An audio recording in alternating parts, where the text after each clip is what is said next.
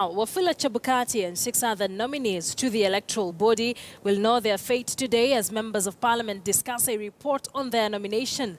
The National Assembly is set to debate their nomination this afternoon in a motion that is expected to sail through without hitches. This is after the Legal Affairs Committee gave them a clean bill of health.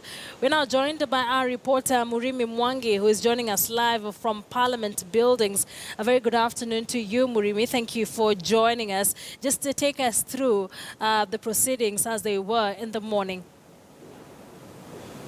Good afternoon, Akisa. In roughly 1.5 hours from now, we expect the National Assembly to reconvene for that special sitting where they will be debating 2 reports from the Justice and Legal Affairs Committee. One report with regards to the nomination of Eliud Wabukala, the retired Archbishop of the ACK, as the new chair of the EACC, as well as another report that from the Justice Committee that endorsed the nomination of the 7 commissioners to the IEBC, that of course inclusive of the chair nominee, Mr. Wafula Chebukati. It is a debate that many have said could see Parliament endorse the names in totality. But of course, just to get a gist on some of these issues that are likely to emerge in that debate, given that the MPs have been reading that report since morning, let me speak to Kiminini MP,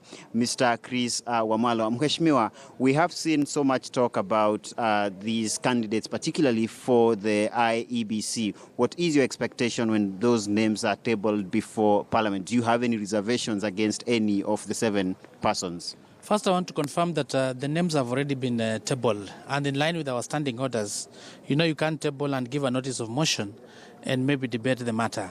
That's why the morning session was only allowed for purposes of tabling the report and also giving a notice of motion, so that in a different session which is coming in the afternoon, that is the time we're going to debate. And this is because at that particular time, we'll have given the honorable members time to go through the report so that can be able to debate from an informed perspective. Personally, myself, I've gone through the report and I have no doubt that these are good candidates. And I want to thank the Justice and Legal Affairs Committee for the work well done. They've looked at the issues of Chapter 6 in terms of the leadership and integrity, and all this is operationalized in the Parliamentary Approval Act. So in terms of vetting, you have to go as per the particular framework which is already provided for in the law.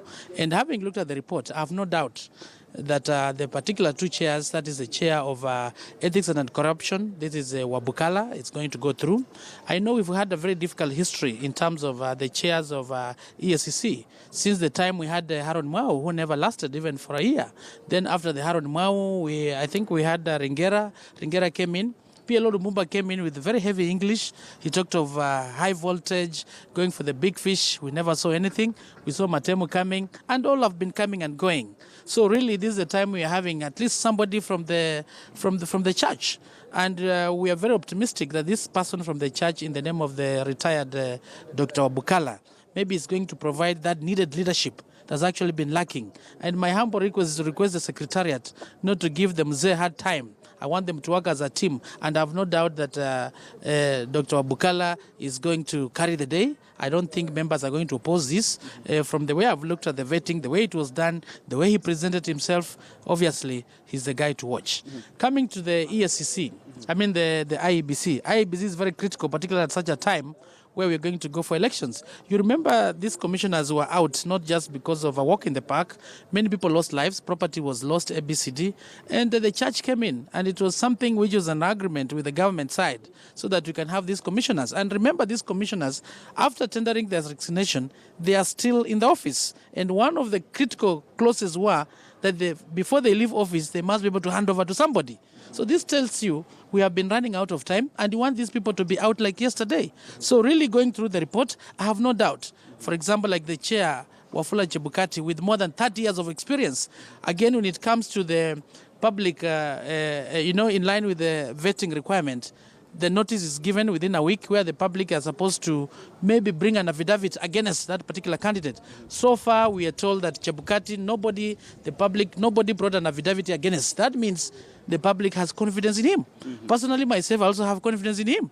The way he presented himself, the way he answered the questions with more than 30 years of experience in practicing law, I have no doubt that in the next few minutes we are going to see Chebukati's name going through, and now it will be upon His Excellency the President now to appoint him officially so that he can take over, so that we can be able to move in terms of the elections process. Yeah.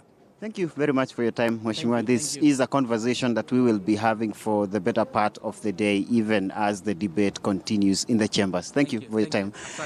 And now that has been the Kiminini MP, Mr. Chris Wamalwa, of course, confirming what has been said in political circles, that these names might sell through in the debate that is coming up in the next few 1.5 hours or so. But of course, the debate on the EACC will take 2 hours. Well, that one on the IEBC commissioners will be taking 3 hours. Interesting times to watch, given that the country is gearing up for the 2017 elections. Back to you in studio.